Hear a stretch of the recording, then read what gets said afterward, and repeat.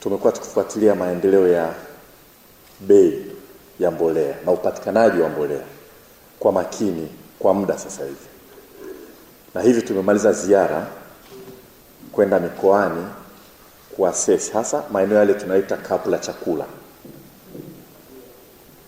Mheshimiwa Bashe alikuwa Ruvuma, ameenda Mbeya, Songwe, alipitia Makete kidogo, Wanging'ombe, mimi nilipita Iringa na Njombe, nilikuwa niende Rukwa, nilirudi tu kwa sababu ya msiba ambao tulikuwa tumeupata, lakini baadaye nitarudi kwenda kule, nadhani Mheshimiwa Bashe ataenda Katavi kuangalia hali ya mbolea hapa nchini, stock zilizopo, kusikiliza wakulima na wadau mbalimbali na kuangalia bei ambazo sisi tunazisoma kwenye mafaili kinachoendelea, lakini tulitaka tukakae na watu kule tukaongea.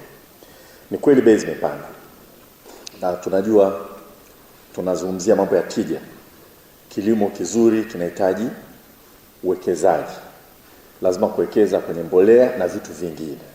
Kwa hiyo tukishindwa kwenye matumizi ya mbolea, tija itapungua, na maana yake ni kwamba nguvu ya mkulima atakayoweka kwenye kilimo itakuwa haimsaidii sana. Sasa ni kweli bei ya mbolea imepanda duniani na imekuwa ikipanda, na sababu Mheshimiwa Rais tena kazieleza vizuri sana. Mchana huu tunakutana na wadau wa soya. Sasa hivi kila mtu anakimbilia soya na anaizungumza kwa sababu bei imepanda sana ya soya. Bei ya soya ni kati ya mazao ambayo bei yake imepanda sana kwa sababu uzalishaji ulikuwa umepungua. Kwa kwenye commodity market huko duniani hali kidogo imekuwa na upungufu. Kwa hiyo watu wanalima kwa bidii zaidi, wanatumia mbolea zaidi sasa hivi. Na matokeo yake hii ni demand driven price inflation kuliko cost of production. Kwa hiyo Latin America, ukienda India, ukienda China, matumizi ya mbolea yameongezeka sana kwa sababu ya uzalishaji wa soya, uzalishaji wa cereals na kadhalika. Kwa hiyo bei imepanda, ni kweli imepanda. Na serikali, na kama alivyosema Mheshimiwa Rais, kupanda kwa bei kule haimaanishi sisi tusitafute namna ya kupooza hali ilivyo hapa nyumbani. Yaani hatuwezi kukaa tu tukasema kwa sababu imeshapanda duniani basi tuachie tu kila kitu kiende na tuache kuchukua hatua ambazo zitampunguzia mkulima mzigo. Inawezekana tusiweze kuchukua hatua kurudisha bei kama ilivyokuwa mwaka jana, lakini tuna kazi kubwa sana ya kupooza. Na nimewaita hapa kuomba tuendelee kuzungumza ili tuangalie hatua gani nyingine tunazo tukachukua kupooza huu mfumuko wa bei kwenye mbolea. Kuna hatua ambazo tumeshazichukua na tulizichukua vile vile kwa kushauriana na baadhi ya wadau ambao naona wamo ndani. La kwanza, mlitushauri kwamba hebu tuache ile bulk procurement system ambapo ulikuwa lazima uombe kwanza uorodheshwe kati ya watu ambao wanaweza kaingiza mbolea nchini, na tumefuta ule utaratibu. Na sasa leo ngoja nieleze vitu viwili vitatu vya weakness ya ule utaratibu ule kuwepo. Kwanza, ule muda wa kuorodhesha nani anaweza kaleta mbolea na siku ya kuleta mbolea ulikuwa mrefu kidogo. Kwa wakati mbolea inaanza kuja, unakuwa umeshapunguza watu wa kushindana kuingiza mbolea hapa nchini. Namba moja. Namba mbili, na ukiongea na walikuwa wanaendesha huu utaratibu, ni kwamba tulivyokuwa tunatumia bulk procurement, wanaojitokeza kwenda kwa ajili ya zabuni ni wachache, na mbolea inayoingia ni chache kuliko mahitaji yetu ya mbolea continuously karibu miaka yote. Kwa hiyo tunajikuta kwenye bulk procurement walioshinda zabuni ni wachache, alafu waziri anatangaza bei elekezi, analeta mbolea, baada ya kuona mbolea haitoshi, kinaomba kibali kwamba mtu yote anataka kuleta mbolea alete. Sasa wengine ambao hawako kwenye orodha ya kuleta mbolea wanaleta wakati mwingine kwa bei ambayo ni ndogo kuliko ile bei elekezi. Kwa hiyo inakuwa sasa sababu ya kuwa na bulk procurement ili kuweza kupunguza gharama kwa kweli ilikuwa haipo, kwa sababu mbolea inakuja nyingi zaidi, inakuja nje ya mfumo, kwa sababu mbolea ambayo inaingia kwenye bulk procurement ilikuwa ni kidogo kuliko tunavyohitaji. Hata hii ambayo mlikuwa mmefungua juzi hapa, sio? Yaani mahitaji yanayokuja kwa bulk procurement yanakuwa ni kidogo zaidi kuliko mahitaji yetu. Alafu baadaye wanakuja wanasema, waziri, sasa tunaomba utoe kibali yote anataka kuingiza mbolea alete. Alafu akilete mbolea ikiwa bei ndogo kuliko bei elekezi, inakuwa ni ugomvi kwamba mimi nilivyoleta zabuni nilijua bei itakuwa ni hii, nimeleta mbolea kwa gharama kubwa, sasa umeingiza watu wengine wanaleta kwa bei ndogo, mimi naanza kupata hasara. Hiyo ni moja. Kwa hiyo inakuwa kama ni utaratibu ambao tuliweka kwa ajili ya kutuletea unafuu, ulikuwa hautusaidii. Tunaufanyia review na tutawashirikisha, lakini kwa sasa hivi tumesema tuache. tuache utaratibu, anayeleta mbolea alete kwa sasa hivi, tuongeze ushindani.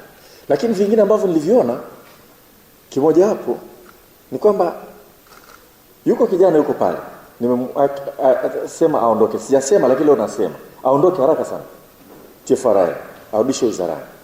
Yule niliona ushahidi kabisa, watu wanataka kufanya pre-qualification, wanaomba control number, wanazungushwa control number ili walipie waingie kwenye pre-qualification, afu aanze kuleta mbolea. Najua anazunguka, anaenda juu, anaenda chini, anaenda kulia, anaenda kushoto kulalamika. Nimesema aondoke pale TFRA, aondoke, tumlete wizarani, kwa sababu nashangaa sisi tunataka mbolea bei rahisi, na yuko mtu ndio mtaalamu wa bulk procurement pale, watu wanataka control number, unawazungusha.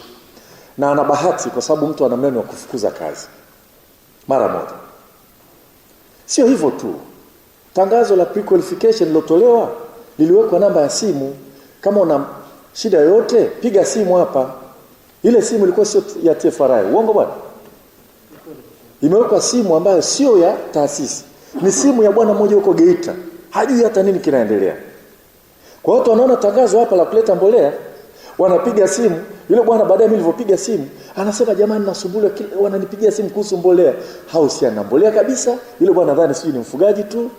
Kwa hiyo tangazo letu limewekwa na taasisi yetu ya serikali ili kupata watu wa kuingiza mbolea. Simu iliyowekwa sio simu ya ofisi.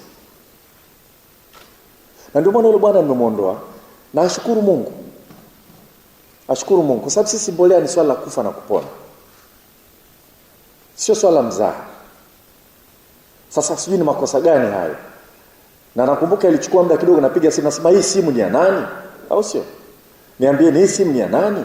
Ni ya secretary. Kwa hiyo pamoja na udhaifu ambao wote mnaujua, kulikuwa na haya makando mengine ambayo alinisukuma niondoe haraka sana. Kwa kwanza inaonekana kama kulikuwa na mtu anajaribu kucheza ili kwenye pre-qualification orodha ya watu wa kuingiza wasiwe wengi. Alafu pili, walioingia kwenye pre-qualification wakati wa kubidi zabuni mbolea inaingia kidogo. Alafu tatu, baadaye sasa ndio waziri anasema sasa tumeshatangaza bei elekezi imetokana na zabuni, sasa yote anataka kuleta mbolea aingize. Mwaka nenda mwaka rudi. Kwa hiyo nilivyoongea na nyie mlisema kwamba hebu ruhusu ushindani. Kila mtu anaweza kuleta mbolea, alete tushindane, tuone itasaidiaje kwenye bei. Sasa na haya makando mengine ambayo nilikuwa nimeyaona, kwa kweli tumeondoa bulk procurement, tumesimamisha. Tutakaa chini kutafuta utaratibu mzuri zaidi wa kuhakikisha kwamba wakulima wanapata mbolea kwa bei inayostahili. Na nawashukuru kwa sababu ushauri huu ulitoka kwenu. Hata mimi kujua kwamba namba yenyewe iliyowekwa sio, imetoka kwenu. Hata mimi kujua kwamba control number watu wanazungusha, imetoka kwenu.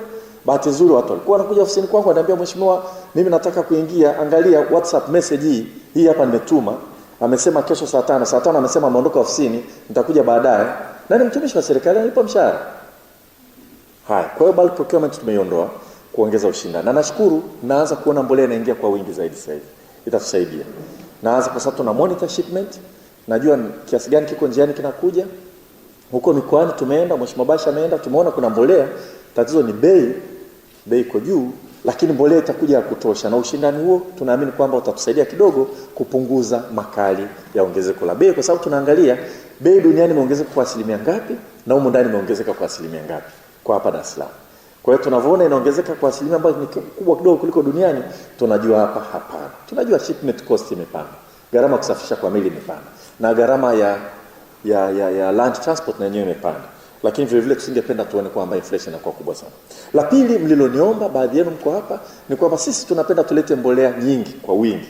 Tulete hapa, alafu hapa tuanze kuuza mahali popote, nje ya nchi na kadhalika. Lakini utaratibu uliokuwepo ilikuwa kuuza mbolea nje ya nchi, hapa ilikuwa ni kizungumkuti. Naona watu wanatikiza kichwa, wanajua hiyo.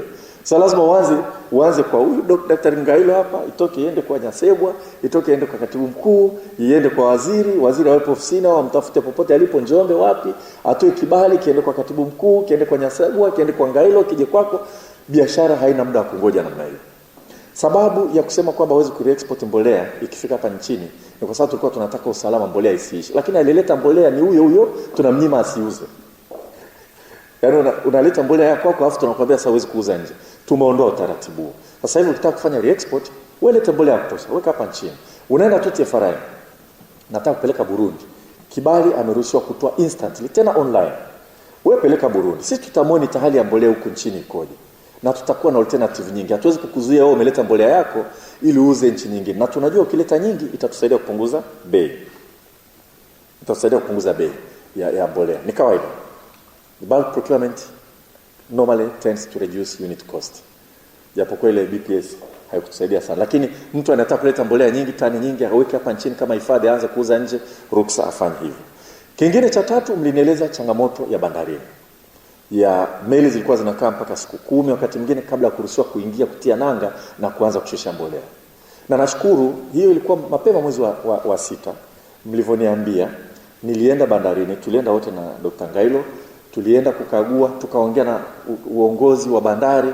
Uongozi wa bandari walituahidi meli yenye mbolea inapoanza kuja ni hapo hapo inaruhusiwa kuingia na kushusha. Na tulirudi kwenda kuangalia ushushaji wa mbolea. Na wanaoingiza mbolea wananiambia sasa hivi changamoto hiyo imeisha. Iko changamoto ndogo ya kuongeza vifaa vya kupakua, kwa sababu inapoletwa mbolea inaletwa kama lori la mchanga. Kwa lazima upakue, uchukue ili uende kaweke kwenye mifuko. Hiyo nayo bandari wameniahidi wataongeza vile vijiko vya kupakua, mambo yaende vizuri.